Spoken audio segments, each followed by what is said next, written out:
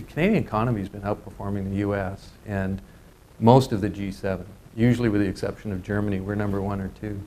4 of the Canadian banks are in the top 10 most powerful in the world. If you go to the 25 most powerful banks, you now have 6 of the Canadian banks.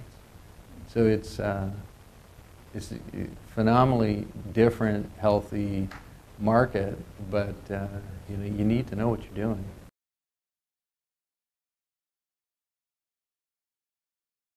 You can enter on a transactional basis where your customer who has assets located in Canada as well as the US is asking you to finance the Canadian assets.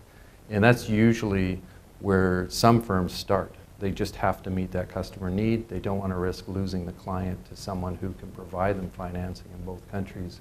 So they start just providing a loan product to a Canadian entity still from their US operation. The second and the most common way that people have to enter the market is they have vendor programs. And generally in North America, the vendors come to a US conference and hear about a great financing program that's offered to all of the US locations. And they start to ask, why can't we have that? And the fact is there are US lessors who do a lot of business in Canada and can provide that. So competitively, it becomes an entry requirement to establish business in Canada.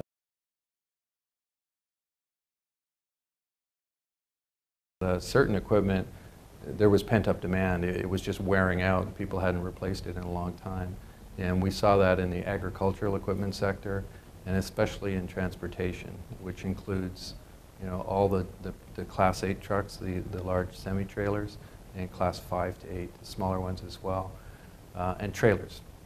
Those assets were being replaced massively across North America, huge percentages increases. There was also a large increase in accommodation-related equipment, and that would be hotels and hospitality industry. Some of the information we looked at indicated that the projections for that area were for it to shrink. So whatever needed to be replaced has been done, and now the growth is actually going to turn negative. In truck and agriculture, we still feel it'll be a positive trend, but it won't be the same rate of growth.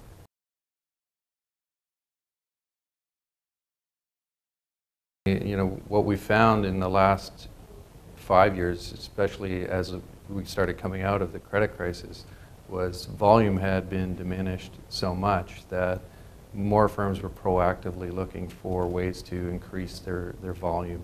And Canada seemed to be a strategic fit that could provide good quality volume from comparable types of credit and customers. So we've helped, we did a market study for an independent firm that was in the subprime small ticket space, and they wanted to confirm that there wasn't a lot of competition in that segment and that their product would be well received. And they've been in the business now for about a year, and it's gone quite well.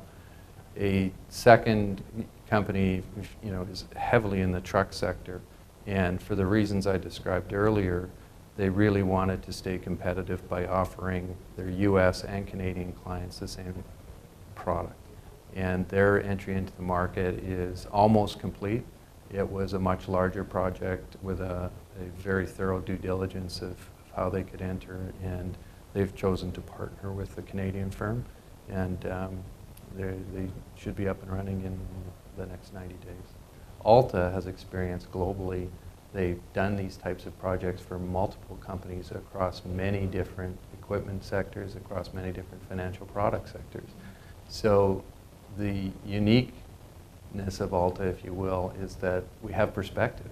We've seen these projects from the view of many different companies with hugely different issues, and we've helped them deal with those issues. We are that resource that you can't afford and don't need to have in the corner of your company, but we're there for you to take down off the shelf and use when you need it.